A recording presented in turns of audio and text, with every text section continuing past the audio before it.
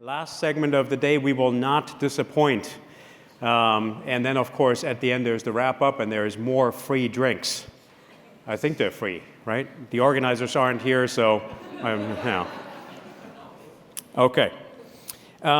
We are here to talk about China, but really the broader topic is how do we secure supply chains in this new digital era in digital technology? Because we're living through this nightmare right now where we are sanctioning Chinese companies such as Huawei.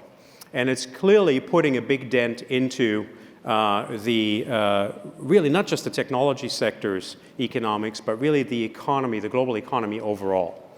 So it's a strategic problem for all of us, whether you are a policymaker or whether you are an entrepreneur or whether you are a large company like Google and others. And I know from talking to some of you that some of you are indeed affected by this and would like to hear some thoughts on how we navigate this better as a transatlantic partnership. So this is about tech supply chains, China, and we're going to use 5G as an example, but it really goes beyond 5G. Yeah? I want to first introduce you to a thought leader who is like this up-and-coming hotshot, and her name is Anja Manuel. She is going to give you a video address because she had to be in Washington, D.C. this week, and it's testimony to the fact that she's in high demand. She regrets not being her personally, and as you'll see, she literally sent you a welcome from her hotel room. And then we're going to show you her TEDx talk. It's a 6-minute shortened version of her full-length TED talk in which she proposes an approach to China. And Anja is up and coming because she's not just written a book, This Brave New World, India, China, and the United States, published by Simon & Schuster 2 years ago. Please go out and buy her book right after you buy mine. It's definitely worthwhile to read. She is founder, alongside former Secretary of State Condoleezza Rice and former National Security Advisor Stephen Hadley, as well as former Secretary of Defense Robert Gates, of Rice Hadley Gates, which is a strategic consulting firm helping U.S. companies navigate international markets. She's a lawyer by training, then became a diplomat working with Condoleezza Rice in the State Department and negotiating with East Asian and Southeast Asian governments. And so we should roll this welcome now and let her tease us a bit about what's in store for us on China, why China is a serious issue for the transatlantic partnership, and why it makes sense to engage China constructively. And then I'm going to ask our illustrious panel here, I'm going to introduce the panelists, and we're going to take that apart a bit and hopefully come out with some suggestions as to what to do next, okay? Let's roll the video. Thank you. Good morning. I'm sorry I can't be with you at Transatlantic Sync. I would have welcomed the opportunity to discuss China and technology and how Germany and the US must work together to come up with a positive offensive strategy to compete with China rather than just trying to shut them out. Instead, Olaf asked me to contribute a TEDx talk I recently did on the same topic, and I hope it will spark some welcome discussion. Look forward to engaging with you at a future time. Thanks.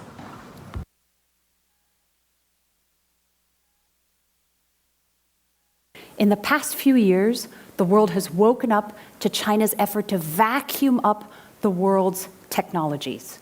It's a systematic effort coordinated by the Communist Party, and this is how it works. First, through cyber spying and stealing trade secrets, like Su Bin did, which one commission estimates costs the US economy between $200 and $500 billion every single year. Second, by encouraging students at Western universities, Chinese students at Western universities, to spy. This does not mean that all Chinese students are spies, far from it, but increasingly they're getting pressure from their government to do so. Third, by investing in some of our most advanced technology companies. In recent years, Chinese have been involved in 10 to 15% of all US venture deals. And finally, by forcing Western companies to hand over intellectual property as the price of doing business in China. Now, China also has a very impressive, entirely legal, whole-of-government effort to educate its scientists, to provide lots of funding for key technologies like semiconductors and AI, and then, because the Chinese Communist Party has such a tight grip on its private sector, to ensure that anything learned in a private lab goes to benefit the Chinese government and military. Through all these means, China is rapidly catching up. We used to collaborate effectively between the private and public sector, but no longer. Numbers are hard to compare, but in recent years, the Chinese government has vastly increased its research and development funding, so it now spends nearly 9% of its budget. The US spends less than 3%. Compare that to the space age in the 1960s, where we spent nearly 12%. And finally, we used to set the global values and standards for technology, but no longer. To compete, we do not have to declare the Chinese people the enemy, and we do not have to close ourselves off from the world. Here's how we, all of us working together, including you, could do it. On the global level, we have to stop going it alone. After World War II, a remarkable group of people came together and created the United Nations, the World Health Organization, and the IAEA that governs nuclear power. It was an enormous effort, and it paid off. Well, it's time for another such effort. We could create, for example, a Tech 10 group of like-minded countries, including Israel, India, Japan, and others, that would meet regularly to set the global values and standards for technology, to make sure that AI doesn't invade your privacy and that there are norms to govern cyber war. China wouldn't be excluded from this. It would just have to accept the same high standards. We also need to make sure that trade in technology is fair with our allies, not alone, as we're currently doing. There should be costs to countries like China who steal and extort to get an unfair advantage. The US government should get into the act.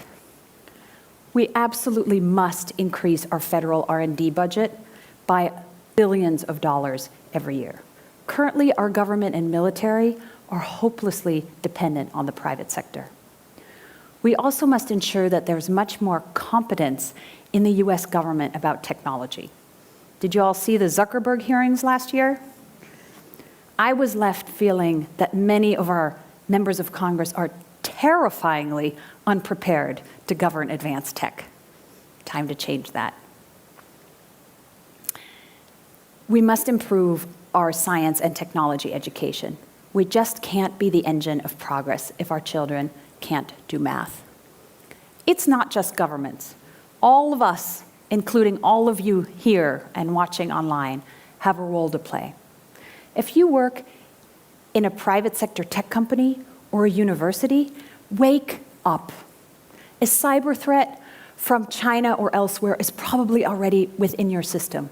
This is not the US government just being paranoid. And please, within reason, begin cooperating with your own government again. All of the legendary Silicon Valley companies, Fairchild Semiconductor, Varian, and others, did this. Within reason, we must become patriots again, rather than just fixating on becoming unicorns. Together, thank you. Together, we can bend history. And if we create a level playing field, we can even cooperate with China on tech that helps all of us. Solar, wind, biotech, things that help all humans. We're a magnanimous people with big ideas. We're being called on now to make a once-in-a-generation effort to steer technology in the right direction. Let's get started.